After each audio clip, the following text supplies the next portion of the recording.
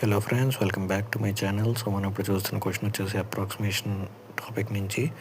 So ఇంక మనం question చూసినట్టయితే 511.91ని 512 అనుకుందాం అప్రాక్సిమేట్గా, అండ్ 255.89ని 256 అనుకుందాం, అండ్ 7.99ని 8 అనుకుందాం, ఇంటూ 32.11ని 32 అనుకుందాం. సో దీనికి whole square is equals to 63.99ని 64 అనుకుందాం. సో హోల్ పవర్ క్వశ్చన్ మార్క్ని ఎక్స్ అనుకుందాం. సో 8 టేబుల్తో క్యాన్సిల్ చేస్తే 8 టేబుల్లో 64 టైమ్స్ 5 అంటూ అండ్ 32 8 256 అనమాట. సో దీన్ని అన్నిటిని 8 పవర్స్లో రాసుకుందాం. సో 64 అంటే మనకు తెలుసు 8 స్క్వేర్ ఇంటూ 8 అంటే 8 cube whole square is equals to 64ని కూడా 8 స్క్వేర్లో రాసుకుందాం.